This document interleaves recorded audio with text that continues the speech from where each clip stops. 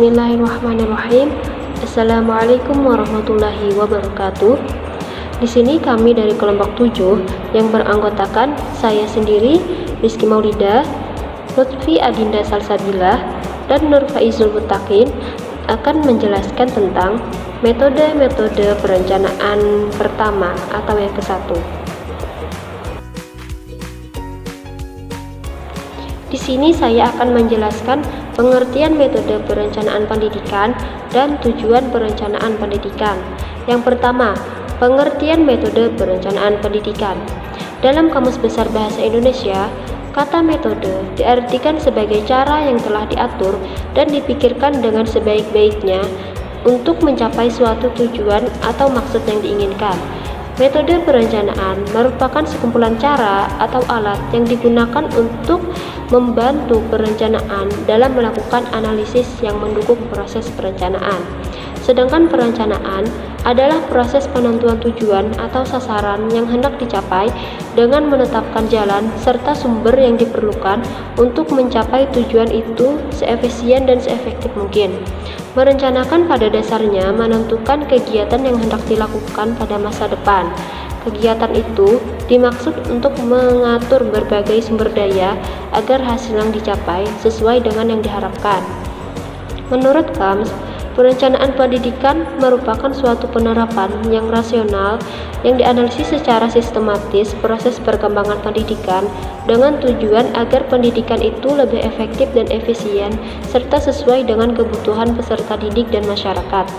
Sedangkan menurut Albert, perencanaan pendidikan adalah investasi pendidikan yang dapat dijalankan oleh kegiatan-kegiatan pembangunan lain yang didasarkan atas pertimbangan ekonomi dan biaya serta keuntungan sosial. Jadi, dapat kita ketahui bahwa perencanaan pendidikan merupakan suatu proses yang mempersiapkan seperangkat alternatif keputusan bagi kegiatan masa depan yang diarahkan pada pencapaian tujuan dengan usaha yang optimal dan mempertimbangkan kenyataan-kenyataan yang ada di bidang ekonomi, sosial budaya, serta menyeluruh. Jadi, dapat kita ketahui bahwa perencanaan pendidikan merupakan suatu proses yang mempersiapkan seperangkat alternatif keputusan bagi kegiatan masa depan yang diarahkan pada pencapaian tujuan dengan usaha yang optimal dan mempertimbangkan kenyataan-kenyataan yang ada, baik di bidang ekonomi, sosial budaya, serta menyeluruh. Perencanaan pendidikan merupakan suatu usaha melihat ke masa depan dalam hal menentukan kebijaksanaan prioritas dan biaya pendidikan yang mempertimbangkan kenyataan kegiatan yang ada dalam bidang ekonomi, sosial, maupun politik. Jadi, dapat disimpulkan bahwa metode perencanaan adalah sebagai cara, langkah, atau strategi yang digunakan dalam menyusun sebuah perencanaan. Metode perencanaan dalam bidang pendidikan dapat diartikan sebagai pola, acuan, dan cara yang diterapkan dalam penyusunan rencana pendidikan agar dapat mencapai tujuan yang diinginkan. Yang kedua, tujuan perencanaan pendidikan. Pada dasarnya, tujuan perencanaan pendidikan adalah sebagai pedoman untuk mencapai sasaran yang telah ditetapkan dalam dunia pendidikan dan juga sebagai alat ukur di dalam membandingkan antara hasil yang dicapai dengan harapan. Tujuan perencanaan pendidikan secara spesifik diantaranya yaitu: yang pertama, untuk standar pengawasan pola perilaku pelaksanaan pendidikan.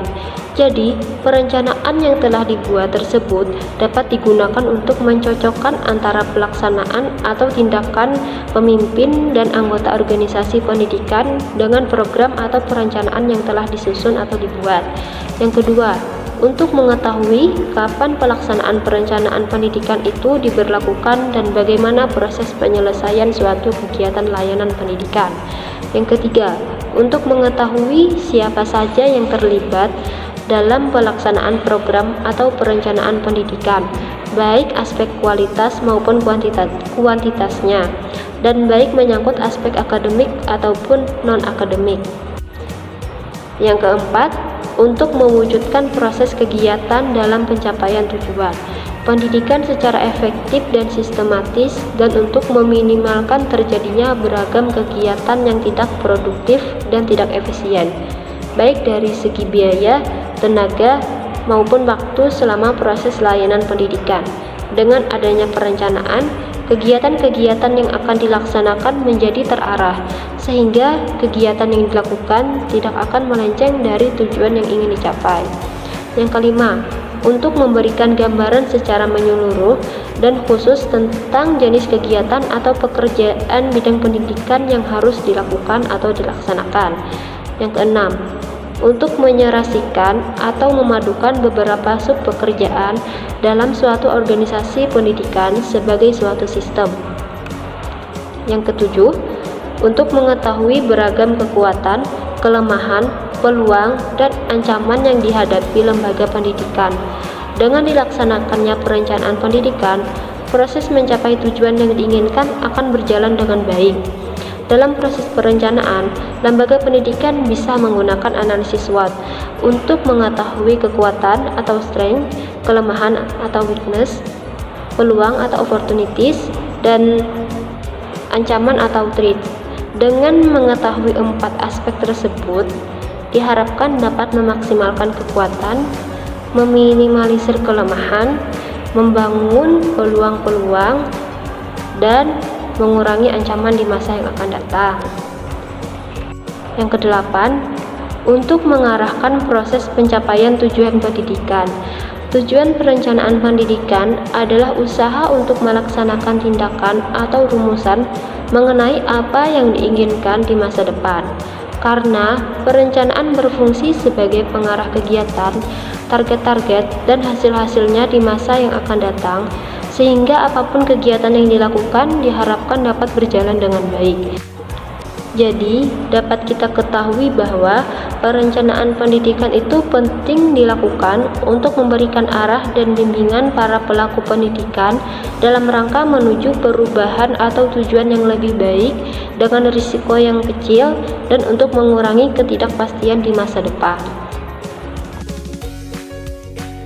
Baik, di sini saya Lutfi Adinda Sabila dengan NIM 170017 akan menjelaskan penjelasan materi terkait metode-metode perencanaan pendidikan. Yang pertama yaitu metode Mean Ways and Analysis, yang mana metode Mean Ways and Analysis ini merupakan metode analisis sumber, cara, dan tujuan. Digunakan untuk meneliti sumber-sumber dan alternatif untuk mencapai tujuan tertentu. Terdapat 3 hal yang perlu dianalisis dalam metode ini. Yang pertama yaitu means, yang berkaitan dengan sumber-sumber yang diperlukan. Kemudian yang kedua ways, yang berhubungan dengan cara dan alternatif tindakan yang dirumuskan dan yang akan dipilih. Kemudian yang ketiga yaitu ends, di mana berhubungan dengan tujuan yang hendak dicapai. Nah, apa saja yang dilakukan untuk menyusun perencanaan pendidikan dengan metode ini? Yang dilakukan yaitu yang pertama melakukan analisis tentang sumber daya yang ada, kemudian baik sumber daya internal maupun eksternal yang dimiliki. Nah, kemudian melakukan analisis tentang beberapa metode, cara, atau strategi yang dapat dilakukan dalam proses pelaksanaan program yang telah dirancang agar efektif dalam pencapaian tujuannya. Kemudian melakukan analisis tentang tujuan jangka pendek, menengah, dan jangka panjang, serta integral dan berkesinambungan. Nah, berdasarkan penjelasan tersebut dapat kita ketahui bahwa perencanaan pendidikan dengan metode Mean Ways and Analysis ini merupakan suatu metode yang memiliki fokus perencanaan pendidikan pada apa yang sedang dibutuhkan dalam pendidikan, kemudian bagaimana melakukan penyusunan strategi yang tepat untuk menuju hasil akhir, yakni mewujudkan apa yang ingin dicapai dan telah ditentukan sebelumnya. Jadi dalam pengimplementasiannya metode ini memerlukan analisis mendalam, baik untuk menemukan permasalahan-permasalahan atau hal-hal yang dibutuhkan. Kemudian strategi apa yang paling tepat untuk mengatasi berbagai permasalahan tersebut, serta disesuaikan dengan tujuan apa yang hendak dicapai. Untuk selanjutnya yaitu metode input-output analisis. Sesuai dengan namanya, metode ini merupakan metode dengan analisis masukan dan keluaran. Nah, digunakan untuk menganalisis beberapa faktor input pendidikan, proses pendidikan, dan output pendidikan. Sebagai penyusun perencanaan pendidikan yang menggunakan metode ini, hal-hal yang perlu dilakukan yaitu yang pertama, melakukan analisis tentang faktor-faktor input pendidikan. Nah, apa saja itu? Misalnya, analisis memiliki kebijakan mutu sekolah, kemudian analisis sumber daya yang ada, analisis tentang harapan prestasi yang tinggi, dan analisis terhadap pelanggan atau khususnya pada peserta didik yang masuk. Yang kedua yaitu melakukan analisis tentang proses layanan pendidikan. Nah, ini misalnya analisis efektivitas proses belajar mengajar, analisis kepemimpinan sekolah yang demokratis, kemudian analisis pengelolaan sumber daya manusia dan keuangan yang efektif, transparan, dan akuntabel, analisis budaya sekolah bermutu,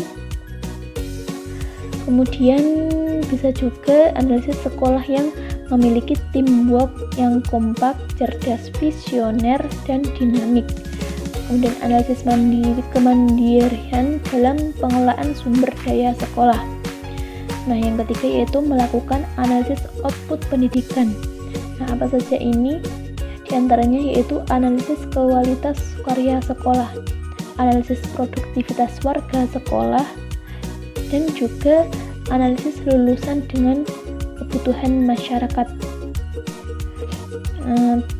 Terima kasih, demikian yang dapat saya sampaikan untuk metode perencanaan pendidikan. Selanjutnya akan disampaikan oleh pemateri selanjutnya. Bismillahirrahmanirrahim. Assalamualaikum warahmatullahi wabarakatuh.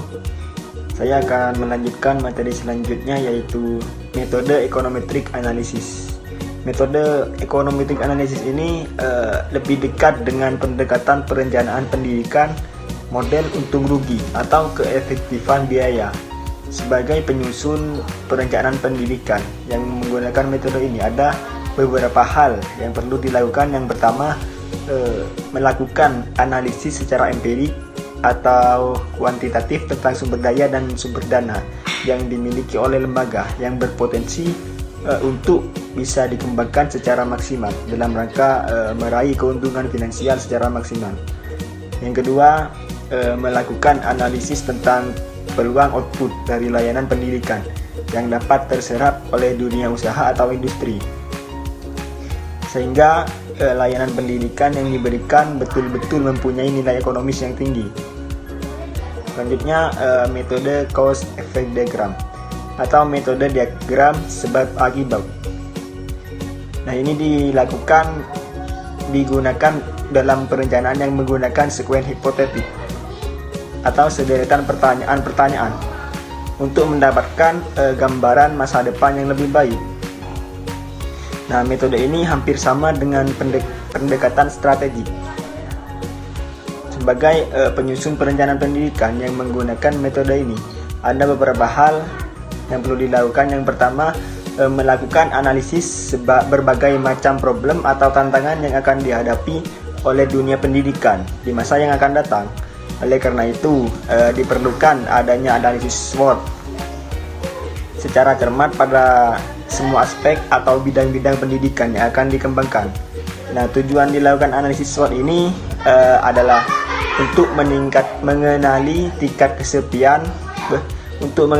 kesiapan setiap bidang pendidikan atau aspek kelembagaan yang diperlukan untuk mencapai tujuan pendidikan. Yang kedua, melakukan analisis tindakan atau langkah-langkah yang tepat yang dapat dilaksanakan dalam menghadapi beragam tantangan atau problem yang muncul pada era yang akan datang. Mungkin hanya ini penyampaian materi dari kelompok 7. Kurang dan lebihnya mohon maaf. Assalamualaikum warahmatullahi wabarakatuh.